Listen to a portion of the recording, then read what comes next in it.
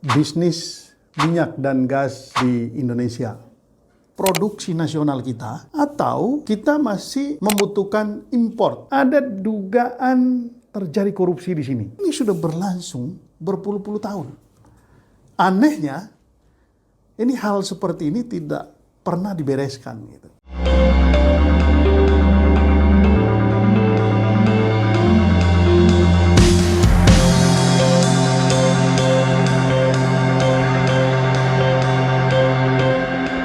Sahabat Datain, kali ini GSRI akan mengumumkan atau meluncing hasil riset berkaitan dengan bisnis minyak dan gas di Indonesia. GSRI melakukan riset ini itu based on dokumen-dokumen yang resmi, dokumen-dokumen yang penting untuk membedah sejauh mana bisnis minyak dan gas di Indonesia. Kenapa GSRI serius melakukan ini? Karena ini adalah salah satu bagian yang sangat penting karena berkaitan dengan energi yang menelan biaya yang sangat besar. Lalu kemudian Pak Prabowo dalam kampanyenya ingin mendorong kemandirian energi di Indonesia. Pada saat yang sama juga belum lama ini terbongkar korupsi di Pertamina Patraniaga, dan juga saat ini sedang dibongkar soal dugaan korupsi yang terjadi di gas.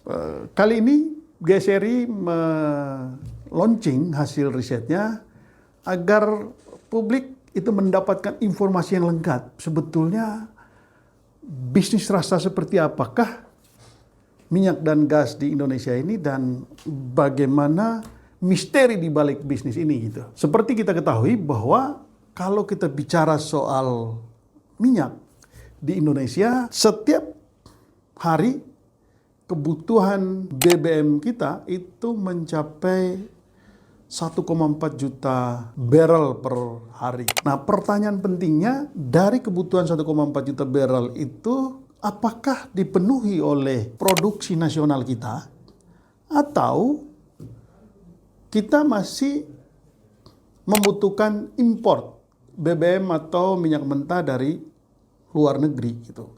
Faktanya, supaya kita semua ketahui bahwa ternyata kemampuan produksi Indonesia itu hanya 576 ribu barrel per hari.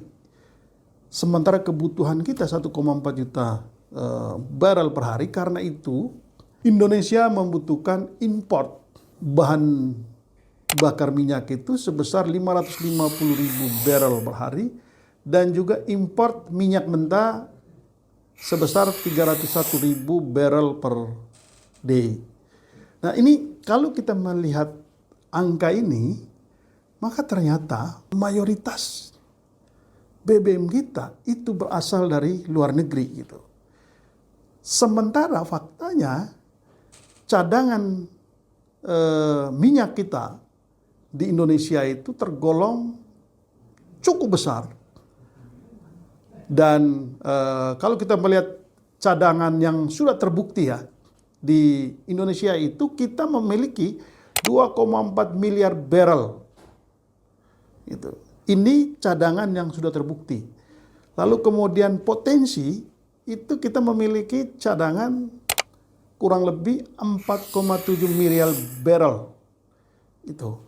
Nah, pertanyaannya kenapa produksi kita itu hanya 576 ribu barrel per day. Begitu. Nah, ini menjadi misteri di balik bisnis minyak ini. Karena apa? Karena ternyata kita lebih senang mengimpor minyak dari luar negeri itu. Kenapa begitu? Tadi saya bilang itu ada misterinya. Karena ternyata cuan atau keuntungan yang sangat besar yang diperoleh oleh para pemain minyak ini, oleh para mafia dan juga para broker, itu ada di proses impor ini gitu. Dan ini sudah berlangsung berpuluh-puluh tahun. Anehnya, ini hal seperti ini tidak pernah dibereskan gitu. Nah ini kita bicara soal minyak. Lalu kalau kita bicara Indonesia berkaitan dengan bisnis minyak ini, sebetulnya siapa pelaku utamanya? Nah, kalau kita bicara Indonesia, maka pelaku utama dari bisnis minyak dan gas ini adalah Pertamina, gitu. Ya. Nah, tapi sebelum kita ngomongin soal Pertamina, saya ingin ke bisnis gasnya dulu. Pemakaian gas di Indonesia ini itu cukup besar, sebesar 8,88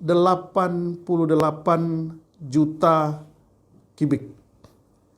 Begitu. Lalu kemudian pertanyaan lagi-lagi, dengan pemakaian gas yang cukup besar itu, pertanyaannya sumber gasnya dari mana? Apakah dipenuhi oleh kebutuhan produksi dalam negeri atau kita juga ternyata import? Nah, faktanya supaya sahabat Data.in mengetahui bahwa ternyata dari 8,88 juta meter kubik pemakaian gas di Indonesia itu mayoritas 70% lebih itu adalah import sebesar 6,91 juta meter kubik gas yang berasal dari impor. Produksi kita di dalam negeri itu hanya 1,97. Coba kita lihat, sebetulnya kita ini semua selalu dininabobokan, oh Indonesia ini salah satu negara penghasil gas yang cukup besar di dunia. Faktanya, ya memang cadangan gas di Indonesia yang terbukti itu memang 35.299,2 miliar meter kubik, gitu, metrik kubik ya. Jadi ini sebetulnya cadangan gas kita yang sudah terbukti itu besar sekali. Tapi Anda bayangkan produksi kita itu hanya 1,97 juta metrik kubik, begitu. Lalu potensi kita itu 54.762 miliar metrik kubik gas itu. Nah, ini kan lagi-lagi menjadi misteri. Kenapa Indonesia justru lebih doyan melakukan import gas, padahal potensi gas kita yang sudah terbukti itu sangat besar, begitu. Nah, kalau kita melihat data, nanti kita akan lihat di data-data berikutnya, itu sebetulnya memang kelihatan sekali bahwa satu, ini ada misteri yang belum terpecahkan di sini. Yang kedua, memang ini ada upaya sistematis untuk menekan produksi dalam negeri, lalu kemudian kita banyak melakukan import. Karena ternyata para pemain, para mafia, para broker itu mendapat keuntungan yang sangat besar di balik bisnis gas ini. Dan tentu saja para mafia ini, para broker ini bekerja sama dengan pemain utama bisnis gas di Indonesia, begitu. Nah, itulah yang salah satu yang sudah terbongkar berkaitan dengan Patraniaga, berkaitan dengan dugaan korupsinya gitu. Nah, lagi-lagi kalau di Indonesia, kalau kita bicara soal minyak dan gas, itu memang itu Pertamina menjadi pelaku utamanya, pemain utamanya, begitu. Dan aneh gitu ya, kalau kita bicara soal kebutuhan gas dan kebutuhan BBM di Indonesia yang sangat besar, setiap hari dari hitungan kami itu 1,4 juta barrel. Perkiraan pemerintah dan Pertamina itu 1,6 juta barrel. Tapi fakta berdasarkan data yang kita telusuri lebih dalam dari hasil penjualan dan lain sebagainya, itu kebutuhan real kita itu 1,4 juta barrel per hari. Nah, untuk itu sudah berpuluh-puluh tahun Indonesia ini hanya memiliki 9 kilang minyak, dan bayangkan kemampuan kilang minyak kita itu hanya 1,1 juta barrel per hari, begitu. Bahkan kapasitasnya itu tidak sampai 1,1 juta barrel, gitu. kemampuannya hanya bisa menampung sekitar 880-an gitu. Nah, ini kan ironi di balik ini, dan selalu ada niat atau motif tertentu di balik itu semua gitu. Nah, lalu kemudian Pertamina yang mengelola bisnis ini, dia mengelola aset juga yang nggak kira-kira. 1.500 triliun aset yang dikelola oleh Pertamina ini, begitu. Lalu kemudian ya mau dibilang inefisiensi juga bisa. Karena apa? Karena Pertamina ini mengurusi perusahaan yang begitu banyak. Ya, ada di bawah Pertamina itu ada 18 perusahaan. Lalu kemudian ada cucu dan cicitnya itu kurang lebih perusahaan yang di bawah Pertamina itu hampir 250 anak cucu dan cicitnya. Bayangkan Pertamina ini mengelola bisnis yang luar biasa besar gitu, dan kemudian menjadi pertanyaan bagaimana mengontrol, bagaimana mendorong efisiensi, bagaimana mendorong efektivitas, dan bagaimana mendorong akuntabilitas. Itu menjadi pertanyaan yang sangat penting di balik ini, begitu.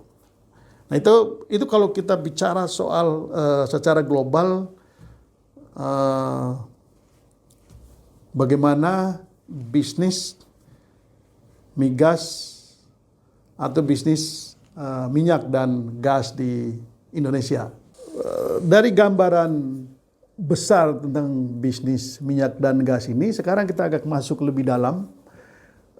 Tadi ada pertanyaan, kenapa potensi minyak yang sudah terbukti dan juga yang menjadi potensi minyak dan gas kita yang begitu besar, tapi kok produksi nasionalnya kecil? Nah, ini kita tunjukkan data. Kita coba membuat perbandingannya selama 5 tahun, dari tahun 2020, 2021, 2022, 2023 sampai 2024. Ya, trennya itu kalau dari sisi produksi dari tahun 2020 saja, itu dia bukannya meningkat, tapi malah trennya terus menurun gitu ya. Misalnya tahun 2020, produksi minyak kita dalam negeri itu 707.000 barrel per hari. Nah, lihat di tahun 2024 itu hanya 576.000 barrel per hari gitu ya. Nah, kalau gasnya dia juga mengalami stagnan, bahkan cenderung menurun. Di tahun 2020 itu 983 metrik kubik, lalu kemudian terus di 2023 mulai dari 2022 dia menurun 953, lalu kemudian 2023 dia naik sedikit 960.000 metrik ton, lalu kemudian di 2024 dia naik sedikit 989.000 metrik kubik gas. Lalu kemudian, apakah tidak ada upaya untuk meningkatkan produksi? Kalau melihat dana yang diinvestasikan untuk melakukan upaya peningkatan produksi ini, itu luar biasa besarnya, gitu ya. Nah, dari tahun 2020 itu kita melihat investasi untuk meningkatkan produksi minyak dan gas. Ada investasi di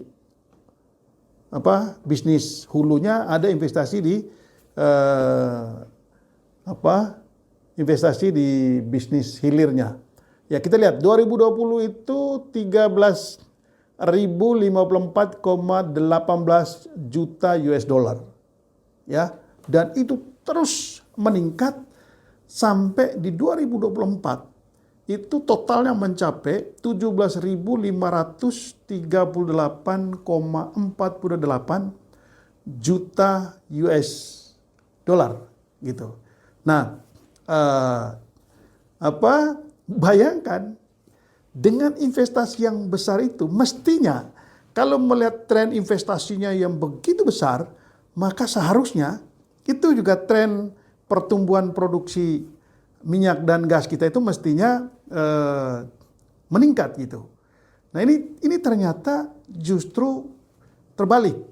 Dan dari hasil riset yang kita lakukan ini, itu terlihat memang ada dugaan terjadi korupsi di sini. Mengapa? Karena investasi meningkat untuk meningkatkan produksi, tapi justru faktanya malah produksi minyak dan gasnya itu menurun. Ini bertentangan dengan akal sehat gitu, dan ini menjadi misteri yang harus diungkap. Ini data ini itu menunjukkan betapa bisnis migas ini menjadi bancaan dari pengelola dan dari pengelola dari perusahaan yang dipercaya untuk mengurus ini, dan juga menjadi bancakan dari orang-orang gitu yang terlibat dalam bisnis ini gitu. Nah, misalnya di tahun 2020 tadi yang saya sebutkan itu 13.054,18 US dollar, itu setara dengan 170,6 triliun ya. Kalau kita pakai kurs 16.300. Di tahun 2024 itu besar dana yang dipakai untuk melakukan investasi itu sebesar 249,9 triliun. Bayangkan dengan dana yang sebesar itu, produksi minyak dan gas kita bukannya meningkat, malah menurun. Nah, bukankah ini menjadi sebuah pertanyaan yang harus dijawab gitu. Dan lucunya, kita seperti biasa-biasa saja gitu, dan kemana saja aparat penegak hukum, kemana Menteri BUMN, kemana Menteri SDM gitu, kemana SKK Migas melihat data dan fakta ini gitu. Nah, karena itu menurut kita ini menjadi hasil riset ini mudah-mudahan ini menjadi masukan bagi aparat penegak hukum, tapi terutama ini menjadi masukan bagi Presiden Prabowo. Kalau Presiden kita serius ingin mendorong kemandirian energi di Indonesia, ini mesti dibereskan. Dan ini harus dilakukan audit gitu ya, untuk mengetahui sebetulnya dana investasi yang begitu besar itu larinya kemana, dan kenapa justru produksi minyak dan gas kita ini bukannya meningkat malah menurun gitu. Nah, kami mencoba membuat hitung-hitungan gitu. Dengan angka produksi minyak tahun 2024 begitu yang hanya mencapai 576.000 barrel per hari begitu. Kalau dihitung berapa sih biaya investasi per barrelnya, maka hitungan kami itu 7,7 juta US dollar. Maka untuk membiayai investasi minyak dengan produksi 576 barrel per hari itu, hitungan kita membutuhkan investasi hanya 72,3 triliun. Sementara faktanya itu dalam investasi, angka investasi dana yang dikeluarkan itu 249,9 triliun. Artinya apa? Artinya ada potensi pemborosan, ada potensi penyalahgunaan, bahkan dugaan korupsinya itu paling sedikit.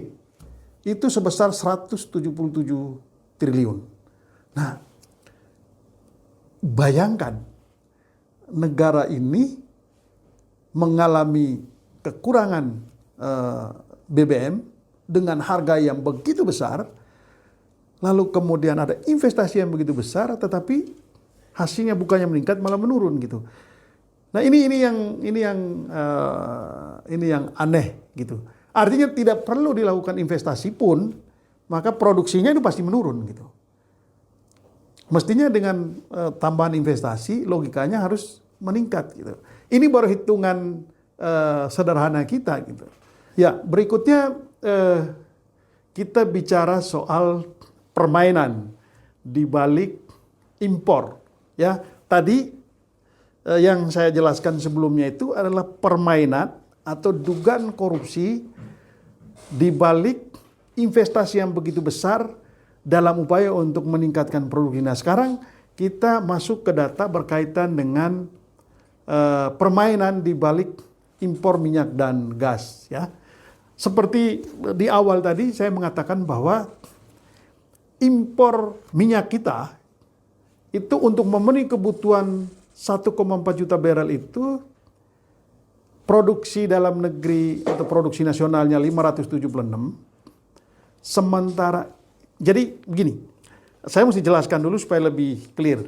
Jadi untuk memenuhi kebutuhan 1,4 juta barrel per hari BBM di Indonesia itu, maka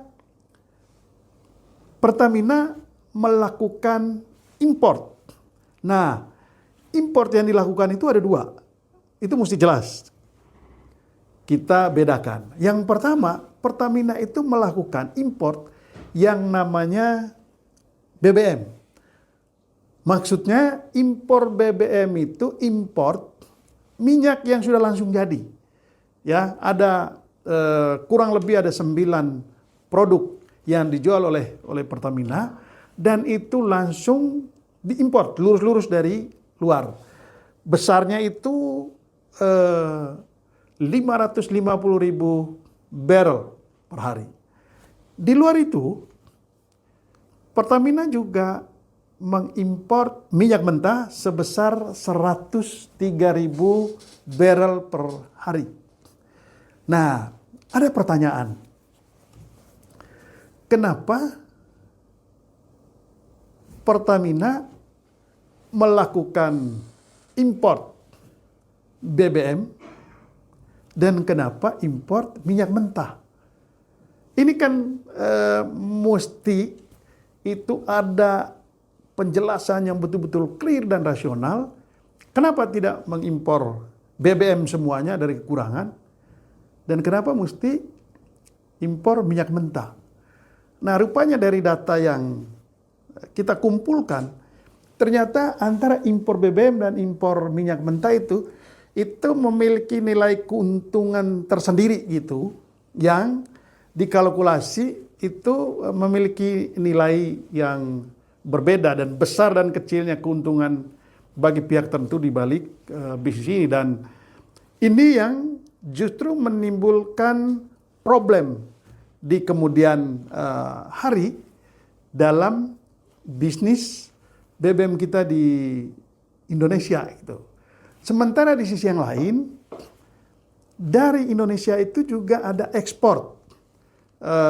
Ini ekspor minyak mentah ke luar negeri. Jadi meskipun jumlahnya kecil, tetapi Indonesia itu juga mengekspor minyak mentah. Lah pertanyaannya, kan kita mengalami kekurangan dan kita import juga BBM. Kenapa kita juga mengekspor? Gitu. Alasan Pertamina itu karena minyak mentah yang dihasilkan di dalam negeri itu tidak sesuai dengan spek di kilang minyak kita. Tapi lucunya, Pertamina juga mengimpor minyak mentah dari luar negeri gitu. Jadi ini ada yang tidak waras gitu di balik ini semua gitu. Bukankah kilang minyak yang dibuat itu mestinya disesuaikan dengan spek minyak mentah yang kita punya? Begitu. Kalau itu menjadi argumentasinya.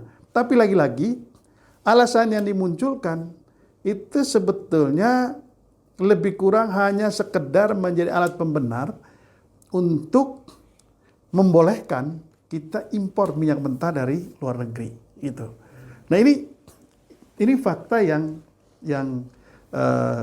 ada gitu ya. Dan kalau kita lihat angkanya tadi, begitu permainan impor ini setiap tahun dia mengalami peningkatan yang begitu besar, begitu. Dan kalau ini tidak segera dibereskan oleh pemerintah sekarang, maka siap-siap kita akan dijajah dari sisi BBM ini oleh baik minyak mentah maupun BBM yang berasal dari luar negeri gitu. Dan nanti akan ada data sebelumnya.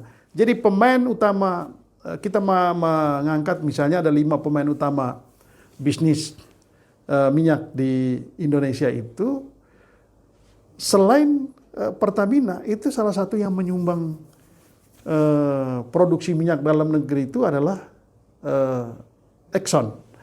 Kalau Exxon ini nanti dia berhenti dan sekarang ini trennya sudah menurun, maka kita akan kehilangan 24% produksi minyak dalam negeri.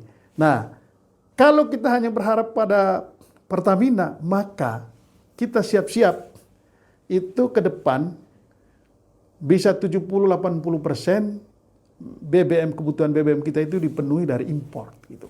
Sementara cadangan minyak kita masih cukup besar gitu yang tidak dikelola. Dan ini permainan. Permainannya di mana? Permainan yang sangat empuk yang dilakukan oleh para broker dan para mafia, dan tentu saja melibatkan perusahaan yang dipercaya untuk mengurus migas ini, dalam hal ini Pertamina, itu adalah bisnis atau permainan di balik permainan selisih harga antara impor dan ekspor. Di mana permainannya harga minyak mentah maupun harga BBM di luar negeri itu dia mengalami fluktuasi setiap hari berdasarkan harga pasar. Sementara di Indonesia itu ditentukan oleh pemerintah, itu harga BBM yang yang kita sebut misalnya kalau di Indonesia Indonesian Crude Price gitu, ICP. Jadi pemerintah menentukan harga, ya. Nah, selisih harga yang ditentukan oleh pemerintah dan selisih harga minyak mentah maupun BBM internasional, itulah menjadi permainan atau upaya untuk mencari cuan dari para pemain minyak ini gitu. Nah, lagi-lagi ini harus dilakukan audit. Harus dilakukan audit secara menyeluruh untuk membereskan tata niaga minyak dan gas di Indonesia gitu. Dan dari hitung-hitungan kami, dari selisih harga bisnis import minyak dan gas ini sangat besar. Ini bisa mencapai ribuan triliun gitu, dan setiap harinya itu luar biasa besar. Kalau ini tidak segera dibereskan, maka Indonesia atau negara ini akan terus dirugikan. Yang mendapat keuntungan itu adalah para pemain, oknum-oknum yang kita sebut di Pertamina, atau bahkan ini menjadi institusinya yang terlibat, begitu. Dan itu yang terjadi dengan Patra Niaga. Itu yang terjadi dengan Patra Niaga. Itu ada bagian kecil yang baru ditemukan. Dengan data-data yang kita ungkapkan ini, itu bisa memberi gambaran secara menyeluruh bagaimana sebetulnya carut-marut bisnis minyak dan gas di Indonesia, dan di mana celah-celah permainan atau korupsi itu terjadi. Gitu. Saya lanjutkan lagi. Tadi saya bicara soal permainan import minyak. Nah, sekarang saya bicara soal data dan permainan di balik impor gas. Ya, seperti yang saya sudah jelaskan di awal tadi, potensi gas kita yang sudah terbukti itu sangat besar, tetapi kita lihat produksi gas nasional itu hanya 1,97 juta metrik kubik, yang dihasilkan, sementara pemakaian gas kita itu 8,88 juta metrik kubik yang digunakan, sementara impornya itu sebesar 6,91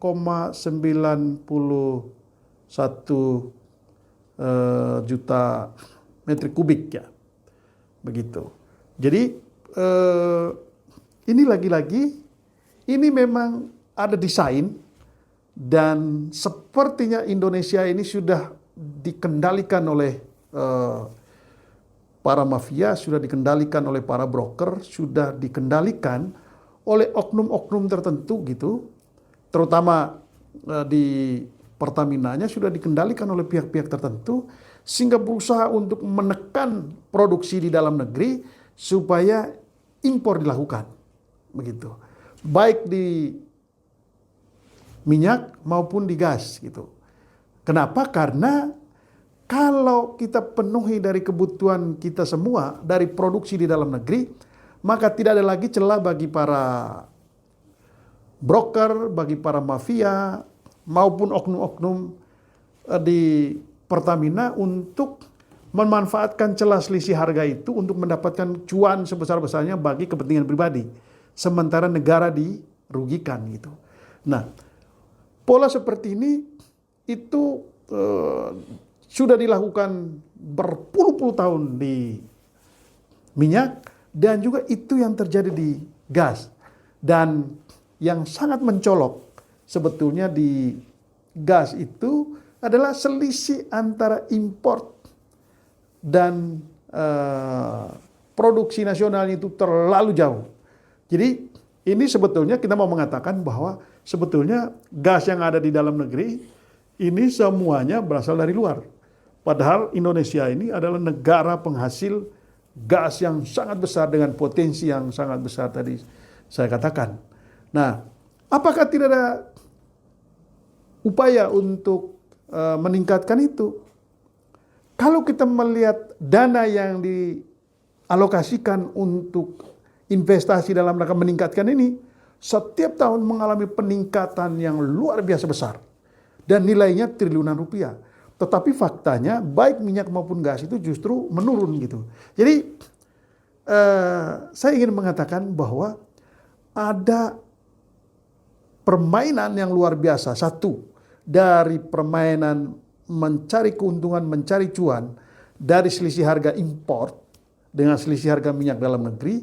Dan juga permainan yang kedua itu adalah mencari cuan atau melakukan korupsi dari dana yang digunakan untuk investasi dalam rangka peningkatan produksi minyak kita, minyak dan gas kita gitu. Jadi produksinya terus menurun, tapi dana untuk investasinya terus meningkat. Jadi bayangkan negara ini dirugikan berkali-kali, berlipat-lipat dari balik bisnis ini gitu. Itu permainan di balik impor minyak dan gas. Dan kami mengatakan bahwa ini potensi korupsi yang luar biasa besar, karena itu aparat penegak hukum harus masuk, lalu kemudian pemerintah itu harus masuk. Kalau Pak Prabowo ini serius bicara soal kemandirian energi, nggak usah ngomong kemandirian energi, beresin dulu tikus-tikus yang ada di sini. Itu baru kita masuk ke langkah kedua, bicara soal kemandirian energi. Beresin dulu ini tata niaganya, lalu bereskan orang-orang yang mencari keuntungan di balik bisnis besar ini. Ya, kita sekarang masuk ke soal produksi. Nah, dari data yang kami himpun, lagi-lagi GSRI itu menemukan ada permainan di balik produksi bahan bakar minyak dan jumlah penjualan minyak. Begitu. Jadi berapa yang diproduksi, berapa yang dijual. Dari data yang kami himpun dan kami cross check berkali-kali, apakah data ini betul, lalu kita analisis betul berkali-kali, apakah ada kekeliruan, dan akhirnya kami memang menemukan bahwa ada permainan yang tidak mudah diketahui oleh orang awam, bahkan oleh aparat, kalau tidak betul-betul detail melakukan kajian terhadap data-data produksi minyak kita gitu. Jadi dari data produksi, jadi gini, kita menghitung data dari tahun 2020 sampai 2024. Jadi kita menghitung betul produksi minyak mentah kita, ya, di tahun, saya ngomong dari tahun 2020, itu tahun 2020 41,03 juta kiloliter. Itu produksi minyak mentah. Kita langsung ke 2024-nya, dia turun hanya menjadi 33,42 juta kiloliter. Ini produksi minyak mentah. Oke. Lalu kemudian Indonesia ini juga mengekspor, ini yang tadi saya bilang di sebelumnya, bahwa kita ini kekurangan minyak, tapi kita juga ekspor. Di tahun 2020 kita ekspor 5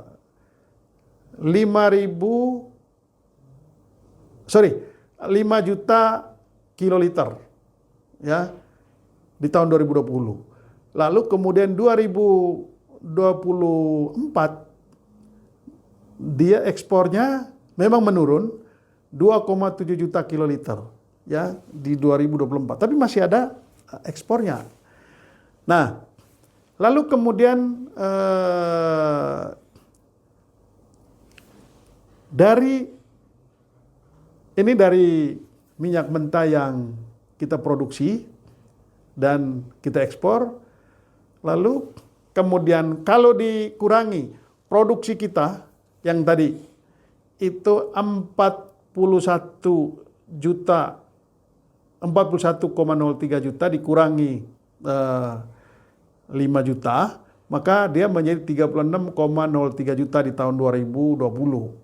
Nah, kita lihat di tahun 2024, produksi minyak mentah kita itu 33,42 juta, ekspornya 2,7 juta, maka produksi kita tinggal 30,72 juta. Nah, lalu kemudian kita melakukan import minyak mentah. Di tahun 2024 kita import minyak mentah itu 17,49 juta kiloliter. Ya. Jadi total minyak mentah kita itu menjadi 48,21 juta kiloliter. Nah, sekarang kita bicara soal produksi BBM. Ya. Produksi BBM kita itu dari minyak yang ada di dalam negeri itu di tahun 2024 kita menghasilkan yang sudah jadi BBM, ya. Yang tadi kita bicara soal minyak mentah, yang sudah jadi BBM itu di tahun 2024 menjadi 34,68 juta kiloliter. Lalu ekspornya 0,9 juta kiloliter. Lalu kemudian kita juga ada import BBM. Import BBM kita itu sebesar 38,78 juta kiloliter. Ya. Jadi ini kalau kalau dihitung semuanya di tahun 2024 itu kebutuhan total, ya. Total kebutuhan kita itu adalah 70,73 juta kiloliter. Begitu. Ini produksi. Tapi dari data yang kita lihat, kebutuhan BBM kita, bagaimana cara menghitung? Nah ini yang tadi saya bilang, ini ada permainan yang tidak mudah dipahami oleh orang awam gitu. Setelah kami menghimpun semua data berapa sih kebutuhan kita, dan itu kita lihat dari penjualan yang ada, ternyata kebutuhan kita itu dari penjualan sebesar 84,65 juta kiloliter. Sementara yang kita produksi itu total semuanya secara nasional itu 70,73 juta kiloliter. Ada selisih sebesar 13,92 juta kiloliter. Nah, coba kita telusuri angka selisih, dan itu trennya meningkat dari tahun 2020 sampai 2024. Kami kemudian menyimpulkan dengan melihat trennya dari tahun 2020 terus meningkat secara konsisten dan peningkatannya cukup signifikan dari tahun 2020 ke 2024, maka kami kemudian menyimpulkan ini memang sengaja, ini menjadi modus untuk mencari keuntungan. Karena apa? Karena ini luput dari pantauan dan ini terdapat penjualan yang lebih besar daripada jumlah minyak yang sebenarnya. Begitu. Nah, selisihnya di tahun 2020 itu selisihnya 5,47 juta, meningkat di tahun 2021 menjadi 7,443 juta kiloliter, lalu kemudian di tahun 2022 naik lagi menjadi 8,851 juta kiloliter, di tahun 2023 naik signifikan menjadi 12,26 juta kiloliter, begitu di tahun 2024 itu kenaikannya menjadi 13,92 juta kiloliter. Jadi ini ada selisih, ya, selisih antara minyak yang diproduksi dengan penjualan. Jadi penjualannya lebih besar jumlahnya daripada produksi, gitu. Nah, ini kalau dihitung, ya, dengan rata-rata saja, harga BBM itu kita bikin rata-rata harganya 12.500 per liter misalnya. Maka itu ada selisih harga dengan kelebihan minyak yang terjual tadi itu kurang lebih 174 triliun rupiah. Gitu. Nah, ini hanya di tahun 2024 yang kita lihat. Kalau dijumlahkan tadi dari tahun 2020 sampai 2024, maka ada selisih itu kurang lebih 599 triliun. Jadi ini potensi korupsi yang luar biasa. Nah, pertanyaannya bagaimana caranya? Nah, ini dugaan. Dan ini saya kira aparat penegak hukum yang mesti masuk. Bisa saja yang diproduksi itu 70,73 juta kiloliter, permainannya ketika dari kilang misalnya ke depot, lalu kemudian depot ke SPBU. Di situ misalnya kalau satu dari sisi pengangkutannya misalnya ini sederhana. Ketika minyak itu dari kilang atau dari depot diangkut oleh mobil pengangkutan yang kapasitasnya misalnya 5.000 liter, yang terisi itu cuma 4.900 liter. Maka itu terjadi penghematan 100 liter. Itu modus yang pertama. Bisa juga modus yang kedua, sudah sampai di SPBU, sampai di pom bensin, itu kemudian kita beli misalnya untuk motor beri 3 liter. Yang terisi itu hanya 2,8 liter. Jadi ada selisih 0,2 liter misalnya. Nah, bayangkan kalau yang pertama tadi yang dirugikan itu adalah SPBU, lalu kemudian yang kedua yang dirugikan itu adalah konsumen. Dan dua-dua modus ini bisa terjadi dalam praktek ini. Tetapi kemudian kan ketika ditumpuk, maka selisihnya menjadi di tahun 2024 itu menjadi 13,92 juta kiloliter. Dan ketika dihitung dengan angka standar aja, harga standar aja 12.500, maka dugaan korupsi, dugaan pemborosannya atau dana yang ditelep itu bisa 174 triliun tahun 2024. Dan kalau hitung 5 tahun dengan angka yang kita munculkan tadi itu adalah 599 triliun. Jadi bayangkan. Jadi sudah berapa tadi itu? Itu dari data-data yang kita munculkan ini sudah ada 3 potensi korupsi dengan jumlah yang sangat fantastis. Nah, kali ini kita lanjut ke permainan di balik kuota subsidi. Nah, ini menarik, sahabat Datain. Jadi kalau kita bicara soal kuota subsidi, itu ada 2 jenis yang memang disubsidi oleh negara ya.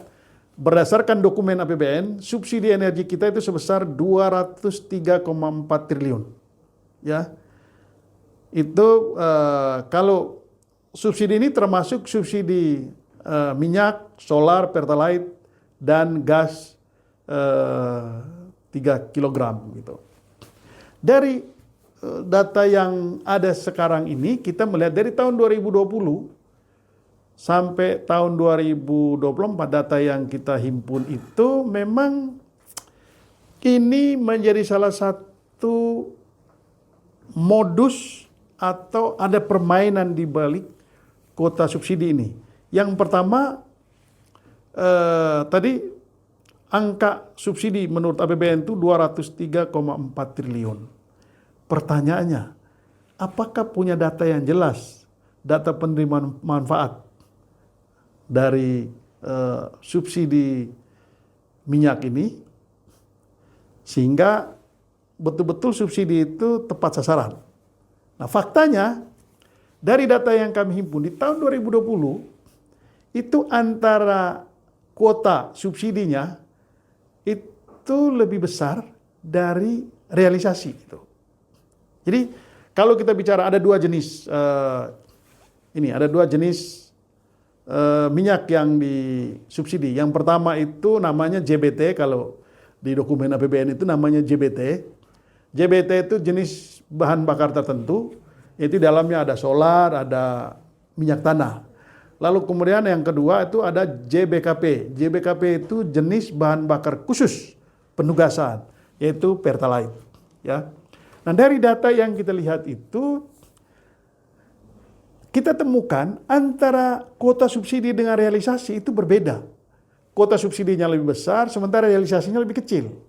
Begitu. Nah, ini menunjukkan apa? Ini menunjukkan menunjukkan ketidakjelasan data penerima manfaat.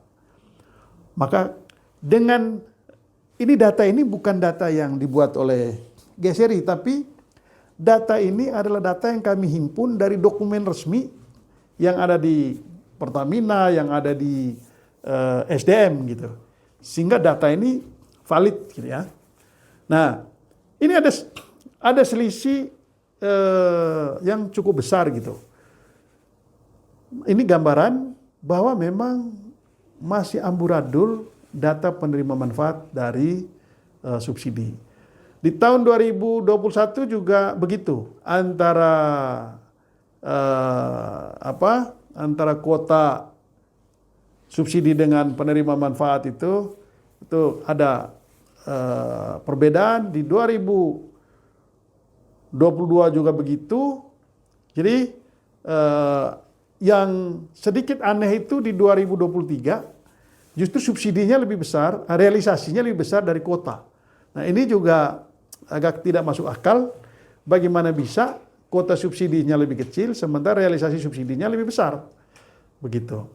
Tapi kan ini gambaran bahwa ini memang mudah diutak-atik, mudah untuk dipermainkan gitu.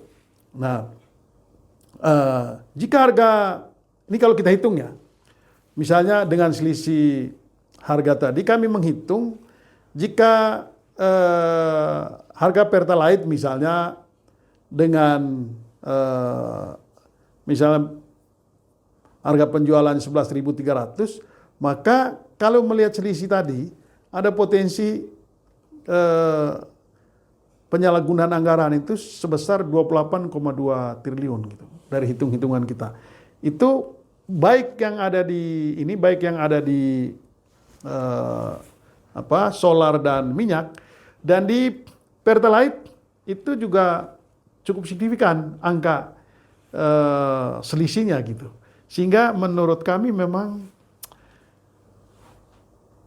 soal kuota subsidi atau subsidi minyak dan gas ini memang harus diaudit lagi, harus dievaluasi apakah model subsidi seperti ini tepat atau tidak. Karena ini ternyata gampang sekali untuk dipermainkan gitu. Ya, itu kira-kira. Lalu kita lanjut ke data berikutnya. Ini permainan di balik bisnis Patraniaga, potensi korupsinya itu kurang lebih sekarang ini sudah terungkap ya. Sekarang sudah terungkap, tapi kita hanya ingin memperjelas saja bahwa memang permainan di balik ekspor dan impor itu memang itu banyak sekali celahnya. Selisih harga itu bisa jadi permainan, lalu kemudian bagaimana meningkatkan nilai tambah dari minyak yang ada ini itu juga jadi bahan permainan, dan itu yang dilakukan oleh PT Patraniaga gitu. Jadi itu secara keseluruhan dari riset yang kita lakukan ini berkaitan dengan bisnis minyak dan gas gitu. Itu permainan di PT Patraniaga itu kan dia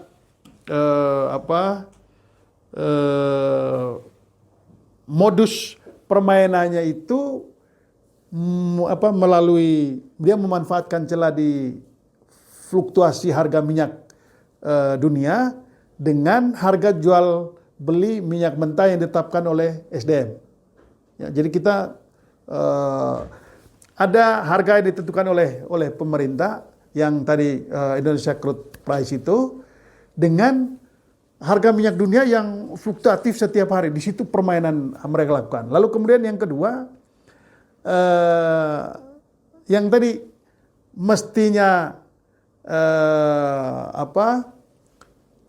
minyak yang dibeli itu dia punya RON-nya lebih kecil, tapi dibeli dengan harga yang lebih tinggi gitu. Nah, ini model permainan.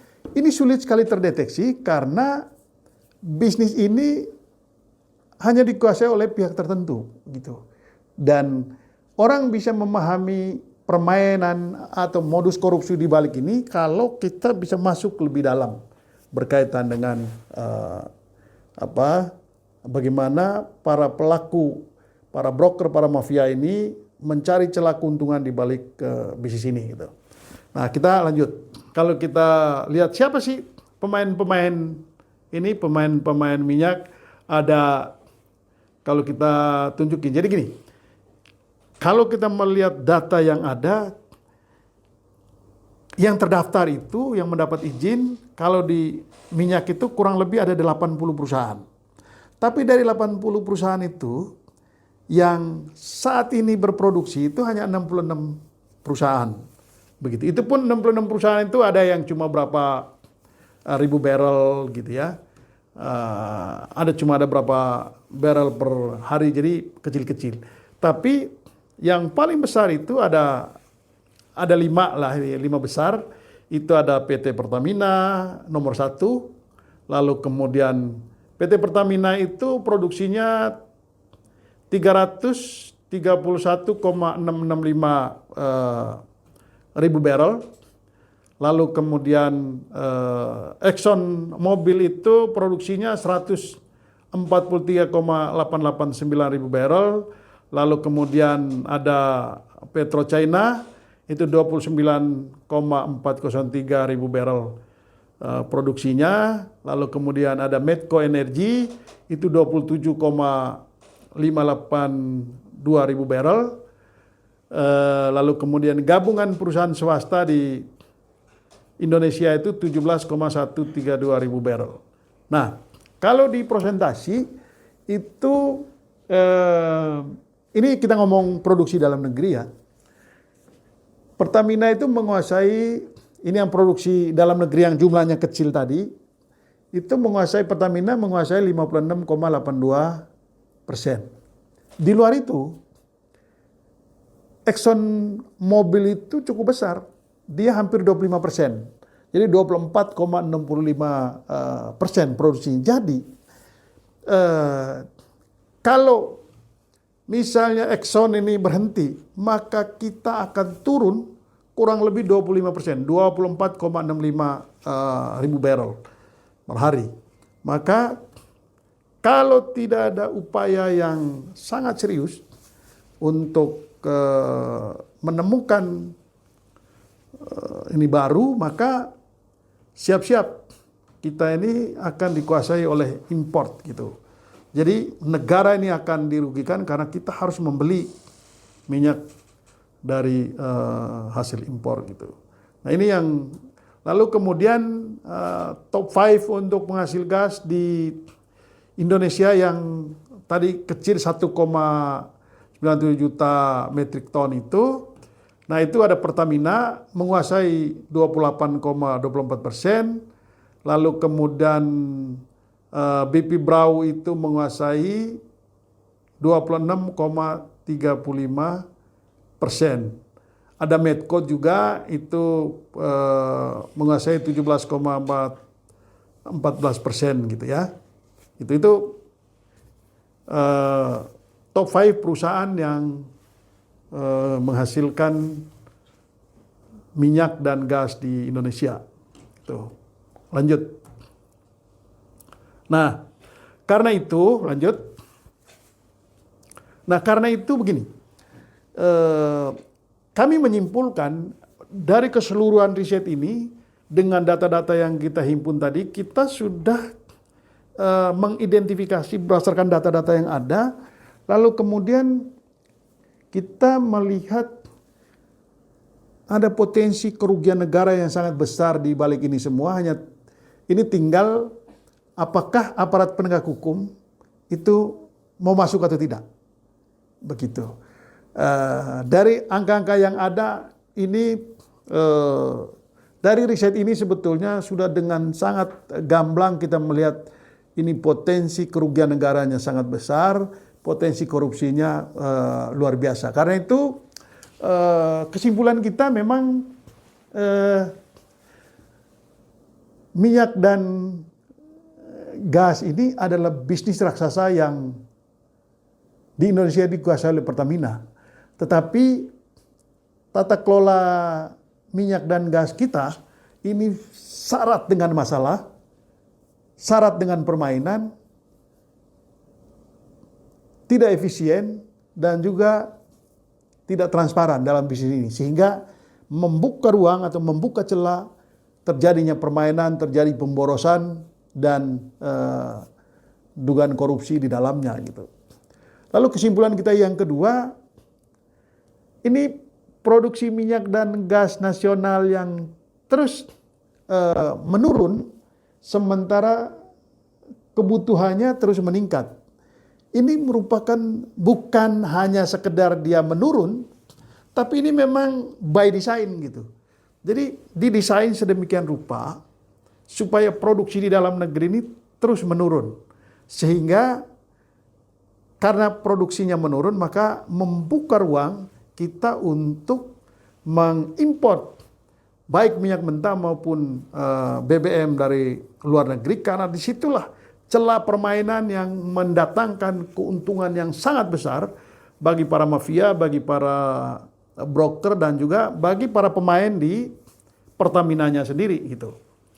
Nah, hal itu itu kelihatan sekali gitu.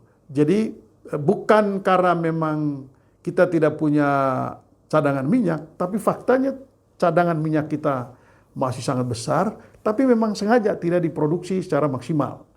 Sementara investasi untuk meningkatkan itu juga setiap tahun itu sangat besar nilainya gitu. Lalu memang ini menjadi lahan mencari keuntungan. Jadi bisnis minyak dan gas ini memang menjadi lahan untuk mencari keuntungan sebesar-besarnya, dan itu semua diperoleh dari urusan import begitu.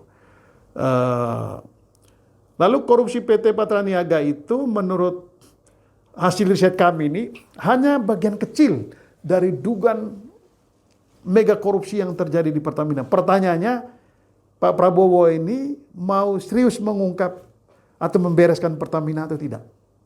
Begitu. Dan ini menjadi tantangan bagi Dirut PT Pertamina sekarang ini. Kalau Dirut PT Pertamina sekarang ini dia memanfaatkan komitmen Pak Prabowo dan dia mendapat dukungan penuh dari Presiden untuk membereskan permainan busuk di balik bisnis minyak dan gas oleh Pertamina ini, maka ini momentum bagi Dirut yang sekarang gitu. Itu ya. Dan subsidi minyak dan gas itu juga menjadi celah permainan dan korupsi, karena itu memang perlu dievaluasi. Karena itu GSRI menyarankan agar satu, pemerintahan Prabowo ini kalau betul-betul serius, maka dia perlu membentuk tim independen untuk melakukan audit menyeluruh terhadap PT Pertamina dan seluruh anak dan cucu serta cicitnya gitu. Jadi nggak ada pilihan lain gitu. PT Pertamina ini harus dilakukan audit menyeluruh untuk membereskan tata niaga bisnis minyak dan gas ini gitu. Karena ternyata ini menjadi sarang permainan, menjadi sarang korupsi gitu. Lalu kemudian yang kedua, menurut kami memang segera melakukan penyelidikan atau paling tidak perlu dilakukan audit forensik gitu terhadap praktek impor yang terus meningkat gitu. Sementara produksi di dalam negeri menurun, lalu kemudian investasi untuk meningkatkan produksi itu meningkat. Jadi ini banyak sekali nih celah korupsinya dan harus dilakukan audit forensik, atau kalau mau lebih serius lagi seperti Patraniaga ini, ya aparat penegak hukum harus masuk gitu. Itu saran kita. Dan saya kira audit juga perlu dilakukan terhadap pihak Kementerian SDM dan SKK Migas gitu. Karena mereka yang menentukan harga minyak mentah Indonesia. Begitu. Ini perlu diaudit. Karena ternyata dari penentuan harga itu juga menjadi celah untuk memainkan atau mencari cuan gitu di balik urusan selisih harga minyak yang ditentukan oleh pemerintah dan harga minyak internasional gitu. Ya, lalu kemudian ya semua pihak ini pintu masuk. Urusan Patraniaga ini menjadi pintu masuk gitu agar pihak kejaksaan atau aparat penegak hukum itu memanggil semua pihak yang terlibat dalam urusan ekspor dan impor dan juga penentuan harga bagi BBM kita ini, supaya terang benderang yang menentukan harga ini ada nggak permainan di balik penentuan harga sehingga ada selisih harga itu dimanfaatkan untuk mencari cuan gitu. Lalu kemudian subsidi minyak dan gas ini perlu dievaluasi karena ternyata di balik subsidi ini juga ada celah permainan dengan data yang tidak jelas gitu, dan mayoritas gas yang diimpor itu ternyata itu adalah gas untuk subsidi yang dipakai untuk gas LPG 3 kg. Jadi sahabat datain itu adalah secara keseluruhan dari hasil riset GSRI kali ini. Mudah-mudahan hasil riset ini menambah informasi dan pengetahuan bagi publik, sahabat datain, dan juga ini menjadi bahan informasi atau masukan bagi aparat penegak hukum, baik itu kejaksaan maupun KPK. Dan lagi-lagi hasil riset ini juga bagian dari sumbangsi GSRI untuk mendukung langkah Presiden Prabowo untuk membereskan tata niaga minyak dan gas bumi kita, sekaligus untuk mengetahui dari mana kita memulai untuk menuju upaya kemandirian, membangun kemandirian energi kita. Bereskan dulu hal-hal yang bermasalah di bisnis migas kita, baru kemudian melangkah lebih lanjut. Dan di sini kita menunggu komitmen dan keseriusan dari pemerintahan Prabowo untuk membereskan urusan minyak dan gas. Terima kasih.